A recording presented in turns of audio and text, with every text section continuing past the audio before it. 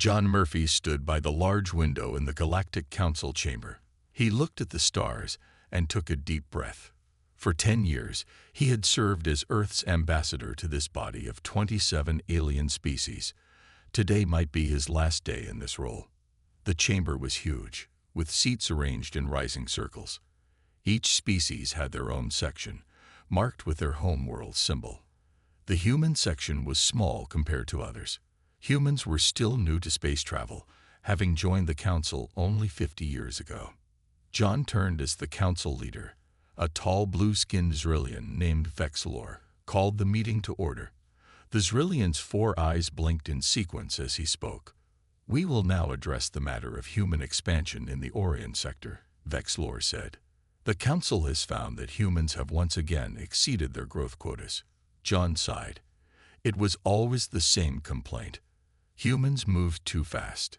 Humans built too much. Humans asked too many questions. "Ambassador Murphy, how do you respond to these charges?" Vexlor asked. John walked to the speaking platform in the center of the room. He could feel the stares of hundreds of alien eyes. "Respected Council members," he began, "humanity acknowledges your concerns. However, the Orion sector was empty when we began building there. We have harmed no one." The Draxian representative, a reptilian being named Krath, hissed loudly. "Empty or not, rules are rules. Humans always think they are special, always breaking Council law." Murmurs of agreement spread through the chamber. John felt his face grow warm, but kept his voice steady. "The colony on New Montana provides homes for 3 million people," John explained. "People who lost their homes when the Rigel star went supernova. An event, I might add, that the Council's scientists failed to predict." This caused angry shouts from several sections. The Arcturian representative stood up, his metallic skin reflecting the chamber's lights. "The human speaks with disrespect. We have guided younger races for 10,000 years. Yet in 5 decades, humans question everything.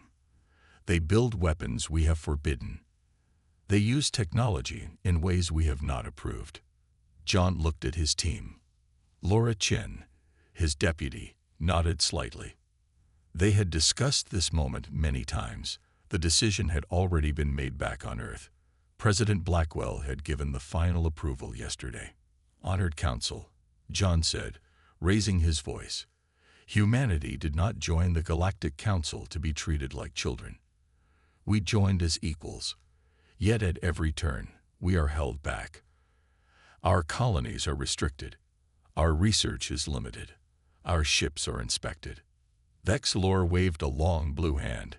"It is for your own good. Young races must be guided." "We have been guided for 50 years, John replied. "And in that time, we have contributed new medical techniques that have saved billions of lives across the galaxy. We have shared our music, our art, our literature. We have fought alongside Council forces against the Void creatures. And we are grateful," Vexlor said, not sounding grateful at all.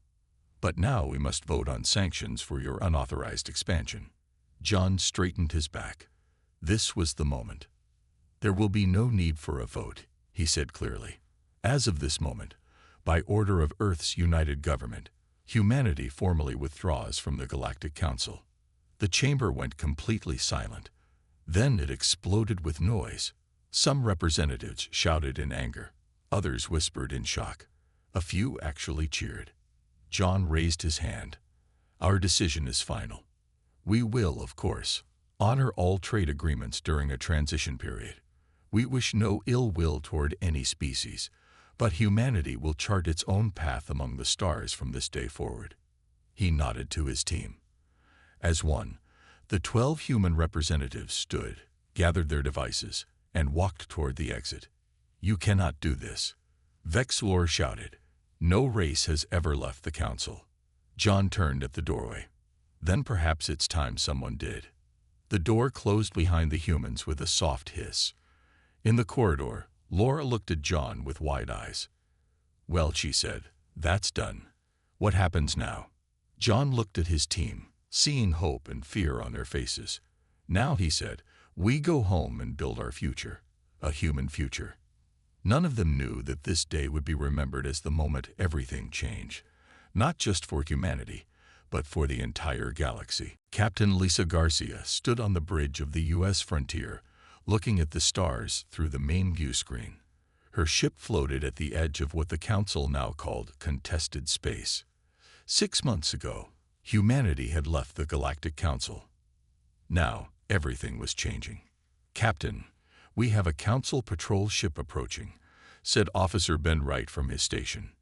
Lisa nodded. "Standard greeting, Ben. Let them know we're just passing through." The Council had given humanity 6 months to pull back all ships and colonies to their designated sector. 6 months to abandon dozens of worlds that humans had worked hard to build and settle. "They're responding," Ben said. "They say we shouldn't be here. This area is now under Zrillian control." Lisa frowned. "Tell them we're aware of the new borders. We're collecting human citizens from Outpost 7 and will be gone within 24 hours. The truth was, they were also mapping the area one last time. President Blackwell had ordered all ships to gather as much data as possible before the withdrawal deadline. "Captain," Ben called out, "they're demanding to search our ship for forbidden technology." Lisa stood up straight. "Absolutely not. Remind them that we have full diplomatic rights during the transition period." This was happening more and more often. Council ships trying to push humans around, now that Earth had left their group, testing to see how far they could go. "They're backing off," Ben said with relief. Lisa nodded. "Good. Continue on course to Outpost 7. Meanwhile, on Earth, Dr. Frank Lewis worked in his lab beneath the Rocky Mountains. For years, his team had been forced to hide their research from Council inspectors.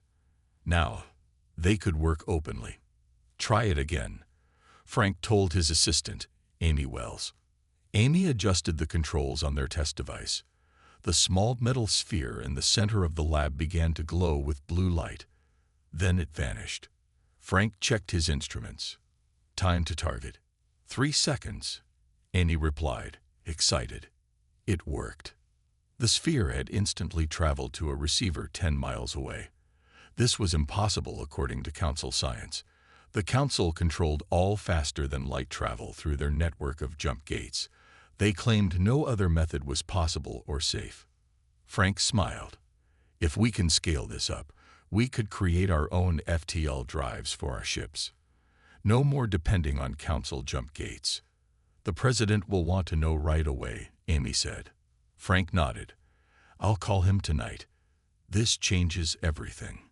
In Washington, D.C., Ambassador John Murphy met with representatives from 3 alien species. These were not official meetings. The Council had forbidden its members from talking to humans except through approved channels. "My government appreciates your visit," John told the Neveran representative, a tall being with silver skin. The Neveran, named Kel, spoke softly. "Not all of us agree with the Council's treatment of humans. Your people have brought new ideas to a very old galaxy." The Trelaxi representative nodded. His people looked like tall, thin humans with purple skin. "The Council has kept my species as second-class citizens for 2,000 years. We watch your struggle with great interest." John took a deep breath. "We don't want to be enemies with anyone. We just want to be free to develop in our own way." The third visitor, a small green Kalurian, clicked his mouthparts together. "Freedom is dangerous. The Council fears what humans might become." "And what is that?" John asked. The Kalurian's large eyes blinked. "Something new, something they cannot control." After the meeting, John looked out his window at the White House garden. He wondered what humanity would become now that they were free from Council rules. It was exciting. It was terrifying. His phone rang. It was the President. "John, we've had a breakthrough. Dr. Lewis has developed a new FTL system. No more Council jump gates." John smiled. "That was fast." "It's just the beginning," President Blackwell said. "The Council gave us 6 months to retreat. Instead, we're going to advance, and some of our alien friends may be coming with us." John felt a shiver of hope. The day humans left the council, everything had begun to change. Not just for humanity, but maybe for all the species who had been kept down for too long. 2 years had passed since humanity left the Galactic Council. The human colonies were growing faster than ever before. Without council rules to hold them back, humans built new ships, new weapons, and new cities across their space. Colonel Susan Hartley stood on the wall of New Montana's main city. The sky was turning red as the sun set. It was beautiful, but Susan felt worried. Reports from their border sensors had shown strange activity, ships moving in the darkness beyond their star system. "Colonel, you should see this," said her second-in-command, Jack Porter. He handed her a datapad. The screen showed 5 large ships entering the outer edges of their system. "Draxian warships," Susan said, her heart beating faster. "Why are they here?" The Draxians were one of the most powerful and aggressive species in the Council. Their skin was tough and scaly, their teeth sharp. They had always been the most vocal against humans in Council meetings. "They're not responding to our calls," Jack said. "What should we do?" Susan thought quickly. "Sound the alarm. Get all civilians to the underground shelters. And activate our new shield system." The shield system was one of the technologies that humans had developed since leaving the Council. It could protect their entire colony from attack. The Council had always forbidden such powerful defensive systems, claiming they upset the balance of power. Alarms rang through the city. People began to move quickly but calmly toward the large shelter doors built into the hillsides. Susan watched as the first Draxian ships entered orbit. "They're powering weapons," Jack reported. Susan nodded. "Raise shields, and get me the Earth Defense Command." The sky above them shimmered as the invisible shield activated, just in time. Green energy beams shot down from the Draxian ships, hitting the shield. The air crackled and flashed with light. "Shield's holding at 92%, Jack said, sounding surprised.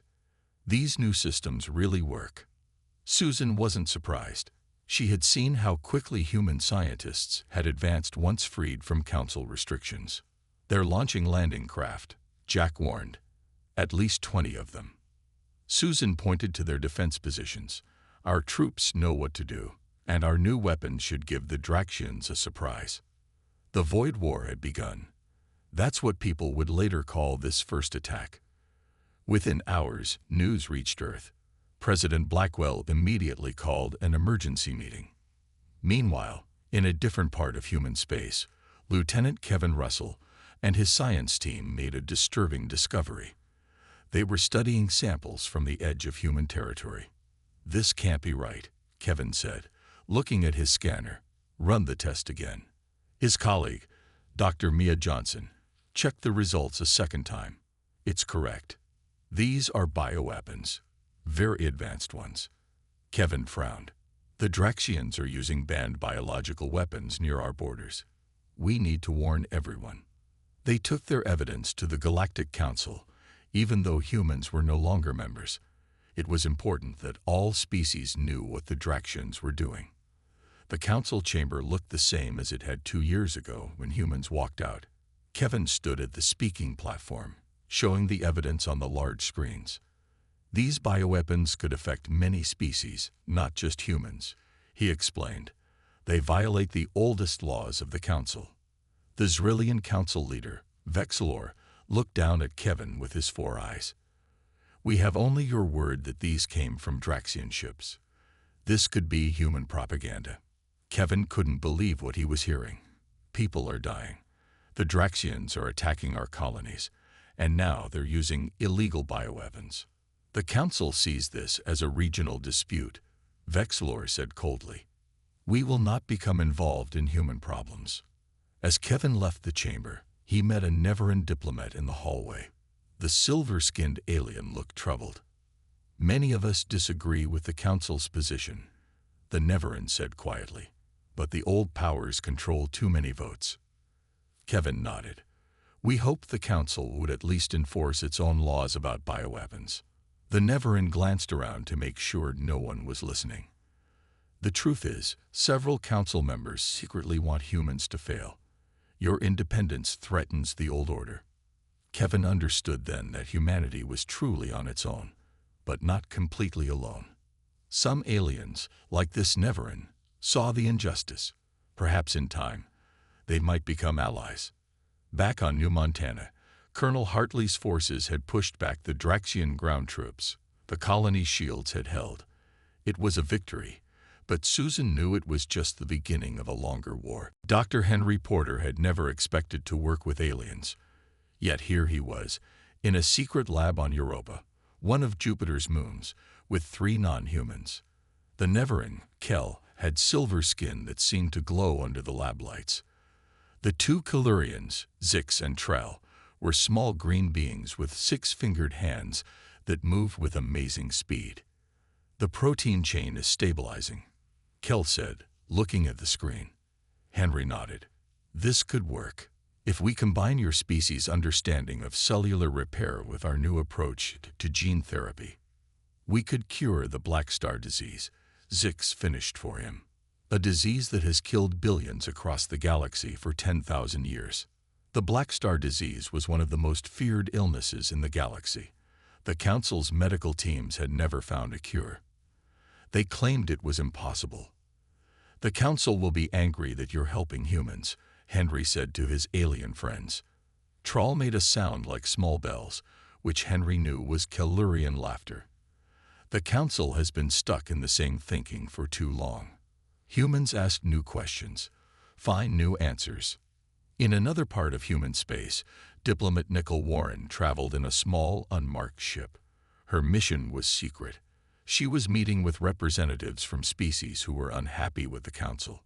Today, she was in a small space station near the border of Trelaxi space. The Trelaxi were tall purple humanoids who had been part of the Council for thousands of years, but never as full members. The Council kept them in a lower status, claiming they were not yet mature enough. My people watch your fight with great interest, said the Trelaxi diplomat. Ven, for centuries, we have tried to gain equal status in the Council. They always find reasons to deny us. Nicole nodded. Earth was treated the same way. We were told to wait, to be patient, but they never intended to treat us as equals. Ven's purple skin darkened slightly, a sign of strong emotion. Many Trelaxi wish to leave the Council as you did, but we fear what would happen to us. We don't have your military strength. Perhaps we could help each other, Nicole suggested. Humanity doesn't want to stand alone in the galaxy. Meanwhile, far from Earth, Captain Lisa Garcia's ship, the U.S. Frontier, received a distress call. The signal was weak and using an old frequency. It's a Trelaxi passenger ship, Ben Wright reported from his station. They say they're under attack by Draxian raiders. Lisa frowned. This was dangerous. Helping a Council ship could cause problems, but leaving them to die would be wrong. Set course to intercept, she ordered. Ready weapons and shields. When they arrived, the scene was terrible. The Trelaxi ship was badly damaged. Draxian raiders were firing on it, even though it was clearly not a military vessel.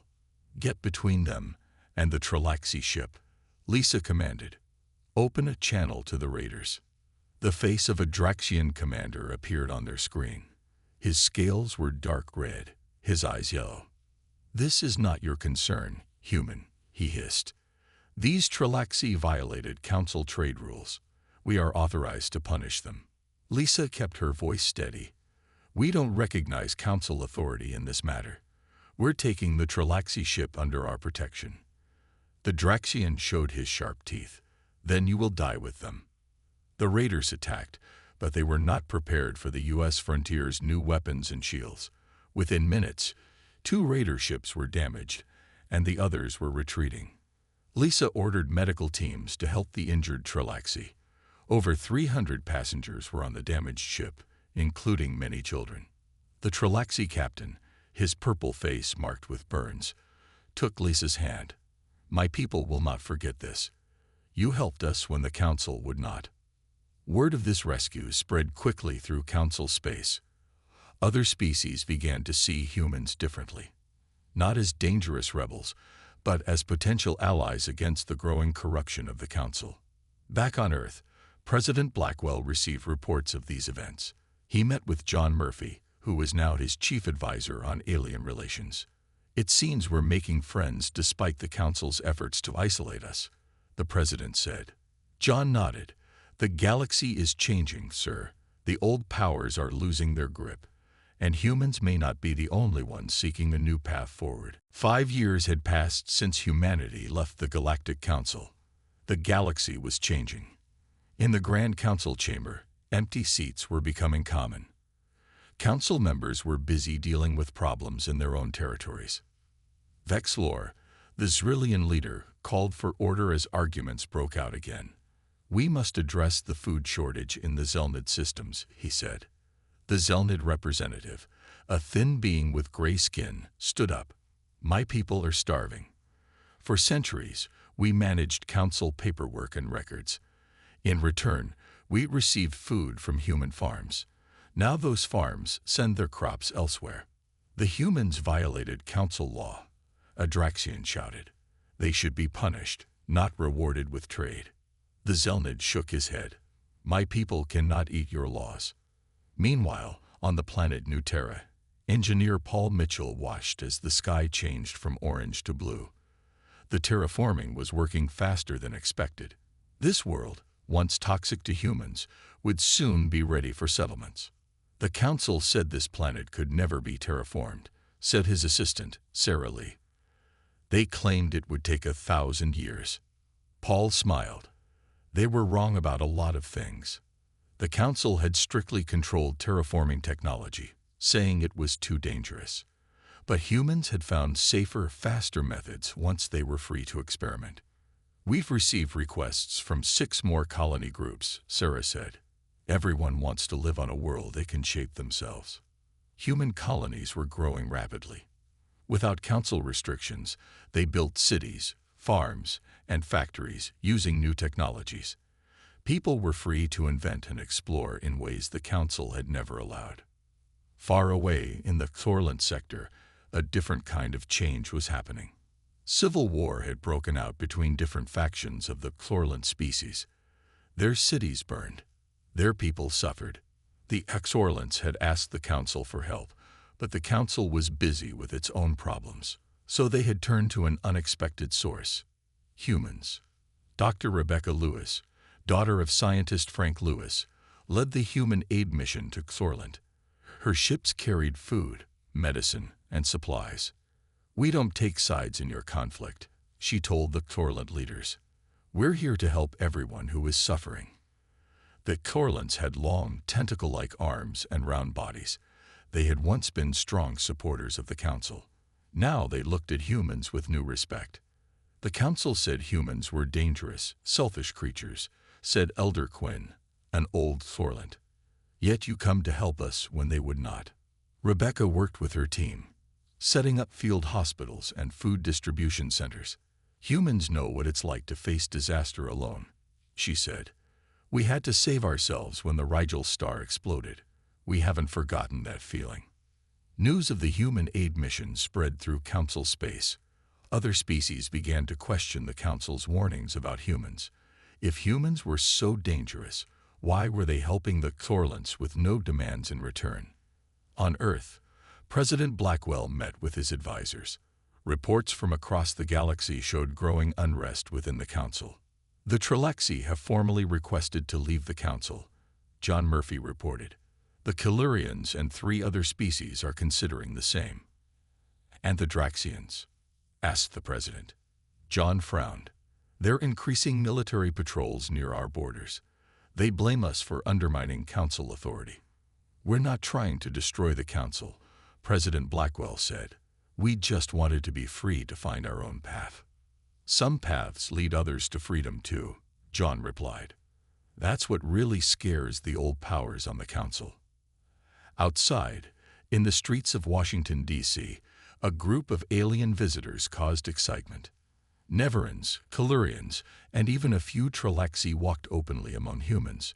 They were no longer just secret allies. They were guests and friends. Children pointed at the tall purple Trilaxi and the shining silver Neverons. Most humans had never seen aliens in person before. One small boy approached a Kalurian and asked, "Are you afraid of the Council being mad at you for visiting Earth?" The Kalurian bent down to the child's level. Sometimes standing with friends is more important than following old rules. The fractures in the Council were growing. The galaxy would never be the same. 8 years after leaving the Council, humanity had created something new. The human cooperative included not just Earth and its colonies, but also 7 alien species who had left the Council to join them. They built their alliance on simple ideas: equal treatment for all members, shared technology, and mutual defense. John Murphy, now with gray hair and lined face, sat in a large meeting room in the new cooperative headquarters on Mars. Beside him was Eric Daniels, a young diplomat he had trained personally. "Are you ready?" John asked the younger man. Eric nodded, though he looked nervous. "I think so. It's a big responsibility." Today they would welcome the Galari, the 8th non-human species, to join the cooperative. The Galari were insect-like beings with 4 arms and remarkable artistic talents. They had been in the Council for thousands of years, but had always been treated as lesser members. "Remember," John said quietly, "this isn't like the Council. We don't talk down to new members. We welcome them as equals." The doors opened, and the Galari representatives entered. Their blue exoskeletons shimmered in the light. John stood to greet them, then stepped back. This was Eric's moment now. The younger man would lead the welcome ceremony. As Eric spoke with confidence, John felt pride. The young diplomat had learned well. Soon, John would retire completely, leaving the future to people like Eric. Meanwhile, in a different part of human space, Intelligence Officer Maria Sandoval received an encrypted message. Maria worked for the Cooperative Defense Force, tracking potential threats to member worlds. The message was from a secret source within Council space.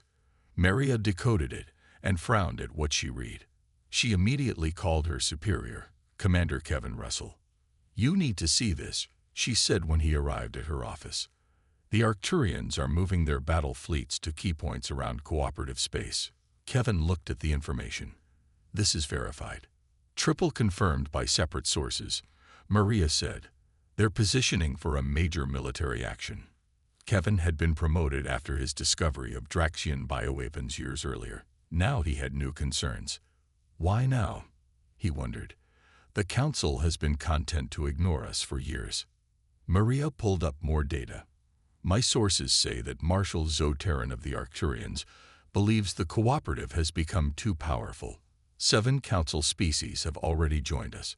5 more are considering it. So they want to stop us before we get stronger," Kevin said. "We need to alert all cooperative worlds." In a secret base at the edge of Council space, Commander Russell met with an unusual group. 3 Trilaxi operatives had brought vital information. Their purple skin was covered with special suits that masked their body heat from sensors. "My team infiltrated the Arcturian military headquarters," said the lead Trilaxi, Lox. "What we found confirms your worst fears."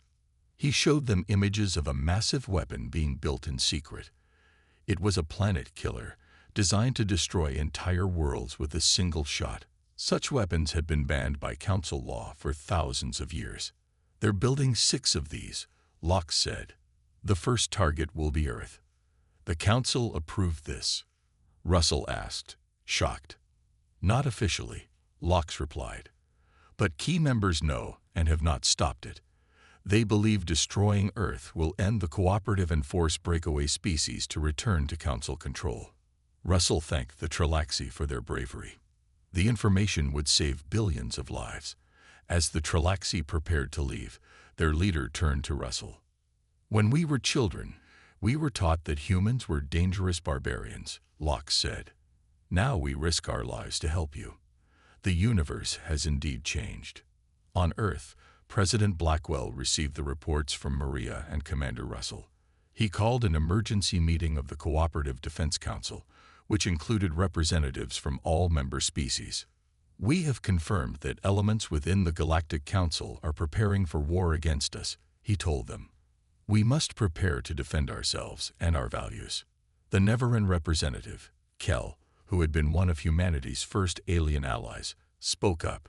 "We knew this day might come. The old powers will not give up control easily." "Then we must stand together," said Trull, the Kalurian. "The future of the galaxy depends on it." The storm was gathering. The greatest conflict in galactic history was about to begin. The attack came at dawn Earth time. Council ships appeared near major human worlds and those of their allies. The sky filled with the flash of weapons and the glow of shields. The battle for everything had begun. Admiral Lisa Garcia, once captain of the U.S. frontier, now commanded the entire cooperative defense fleet. From her flagship, the U.S. Guardian, she watched as her ships moved to protect civilian worlds. "The Arcturian fleet is pushing toward New Terra," reported her second officer, Ben Wright, who had served with her for many years. Lisa nodded. "Redirect the 3rd Battle Group to support defenses there, and tell the Neveran ships to guard our flank." The Council forces were powerful. They had more ships and more soldiers, but the cooperative had better technology and stronger shields. They had prepared for this day. "Admiral, the Draxians are moving toward Earth," Ben said urgently. Lisa felt her heart beat faster, but kept her voice calm. "They won't get through. Our home fleet is ready, and the planetary shield is active." Meanwhile, on the surface of New Keller, a cooperative world, Dr. Henry Porter worked frantically in a field hospital. Injured soldiers and civilians from several species were brought in by the dozen. The Council bombardment had caused many casualties. "We need more blood replacements for the Tralaxi wounded," he called to his team. "And prepare the burn treatment for incoming Neverans." A nurse approached him. "Doctor, the Council forces are demanding we surrender the hospital. They say we're treating enemy combatants." Henry shook his head firmly. "We treat everyone who needs help. That's what makes us different from them." He had developed new medical techniques that could save lives across species. The Council had always kept medical knowledge separate, with each race only knowing how to treat their own kind. Henry's work had broken those barriers. "Tell them we fly the medical flag," he said. "If they fire on a hospital, the whole galaxy will know." In space, the battle raged across dozens of star systems. The Draxian ships pressed closer to Earth, led by a massive dreadnought that carried one of the forbidden planet-killer weapons. Inside the Draxian flagship, Commander Krath watched with yellow eyes as Earth grew larger on his view screen. "Prepare the primary weapon," he ordered. "Today we end the human problem forever." His weapons officer worked at the controls. "Primary weapon charging, Commander. Ready to fire in 3 minutes." Krath smiled, showing sharp teeth. "The Council will remember this day as our greatest victory." But on Earth, Engineer Paul Mitchell stood in a control room deep under the Rocky Mountains.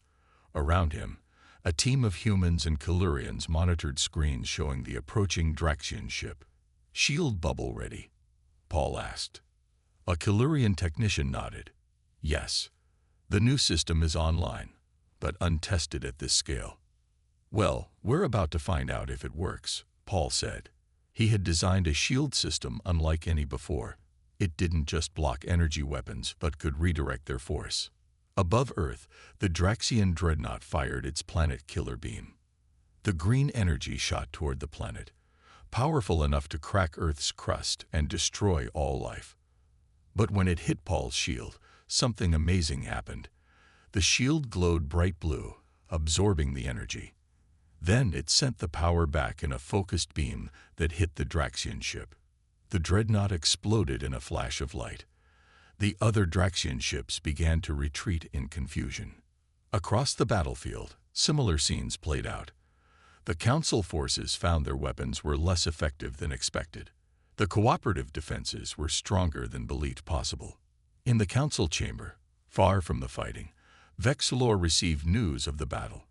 The Zrillian leader's 4 eyes blinked rapidly in distress. How could they have such technology? He demanded. The planet killers were supposed to be unstoppable. A messenger approached nervously. "Sir, we've lost contact with the Arcturian main fleet, and the Draxian forces are in full retreat." On his flagship, President Blackwell watched the battle reports come in. The cooperative was holding its ground, but at great cost. Many had died on both sides. When the Council ships began to surrender, he told his officers, "I want all prisoners treated with respect. No revenge, no cruelty. That's not who we are." Across human space and on the worlds of their allies, people looked to the stars and waited to see if their new way of life would survive. 10 years had passed since humanity left the Galactic Council. Today, representatives from 25 species gathered in the Great Hall of the new Galactic Alliance headquarters on neutral ground, a space station orbiting a star that had no planets. The old council was gone. In its place stood something new and hopeful. Ambassador Eric Daniels watched as leaders from across the galaxy took their seats. He remembered when humanity had walked out of the council chamber, alone and uncertain. Now, he stood as Earth's representative in this historic moment. The final peace treaty was about to be signed. After the battle for everything ended with the council forces' defeat, the old power structure had collapsed. Now, former enemies would become partners. "The delegates are ready," said his assistant, a young woman named Amy Wells. Eric nodded. "Then let's begin." He walked to the speaking platform. At age 35, Eric was young for such an important role. But John Murphy, his mentor, had insisted Eric was ready. "Today, we turned the page on a dark chapter," Eric began.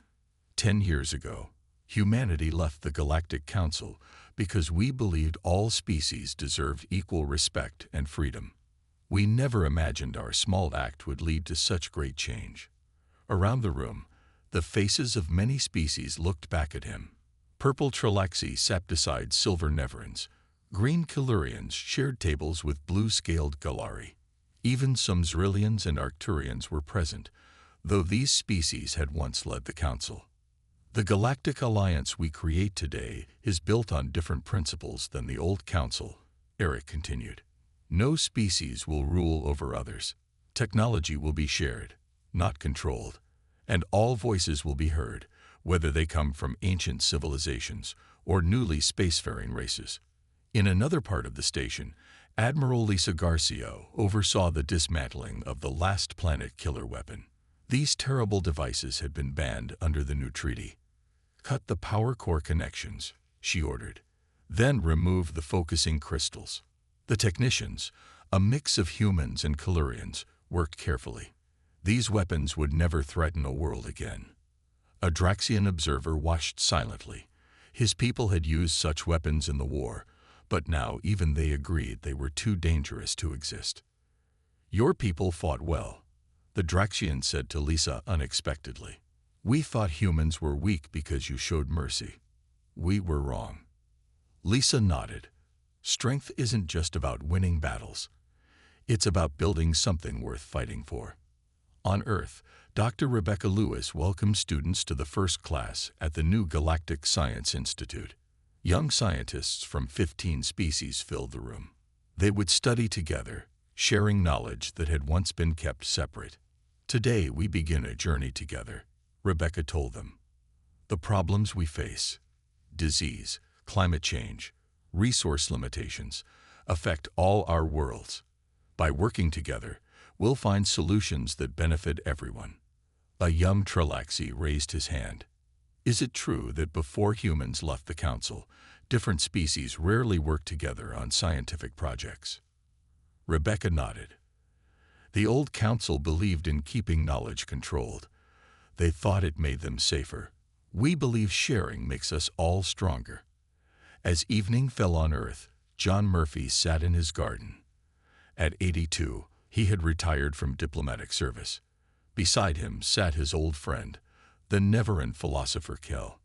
"Did you ever imagine it would end this way?"